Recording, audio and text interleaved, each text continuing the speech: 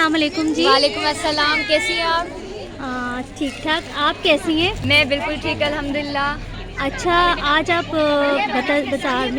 बचत बाज़ार में जी खड़ी हैं, जी जी, ये कराची का बचत बाज़ार लगा है, तो इसके बारे में आप क्या कहेंगे? जमात इस्लामी की तरफ से लगा है। हमें बहुत अच्छा लगा ये बचत बाज़ार, और हमने अपने रिश्तेदारों को, रिलेटिव्स को, घर वालों को, आस पड़ोस के लोगों को बुलाया था यहाँ पे। सबने बहुत एंजॉय किया, और हमने इस बाज़ार में बहुत सी ऐसी चीज़ें देखी जो कि हमें मतलब 50-70% डिस्काउंट के साथ मिल रही थी। जो बाज़ार में हमें 1000-2000 की चीज़ मिलती है, वो हमें यहाँ पे 700 रुपये की मिल रही थी। जैसे चप्पलें बाज़ार में 500-600 की मिलती है, तो वो चप्पलें हमें यहाँ पे 200 की मिली है।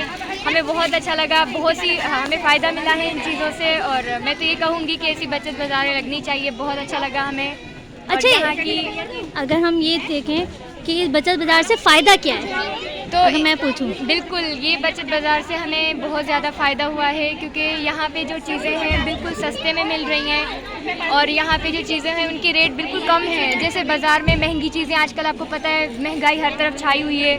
जो हमारी हुकूमतें आई हैं उन्होंने हर तरफ महंगाई कर दी हुई है, और जमात इस्लामी की जो चीज़ें हैं वो बहुत ज़्यादा कम रेट में हैं। हम उनकी शुक्रगुज़ार हैं कि उन्होंने बहुत सस्ते में हमें ये चीज़ें ऑफ़र की हैं।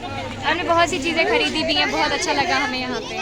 ये बाज़ार लगना चाहिए आगे भी? जी जी, ये बाज़ार ऐसी हर जगह पे लगने चाहिए, हर गली मोहल्लों में लगने चाहिए बाज़ार। इन बाज़ारों से हमें बहुत ज़्यादा फ़ायदा मिला है। मैं तो ये कहूँगी कि हर जगह ये बाज़ार लगने चाहिए। जज़ाकल्लाह। जज़ाकल्लाह खैर, शुक्रिया।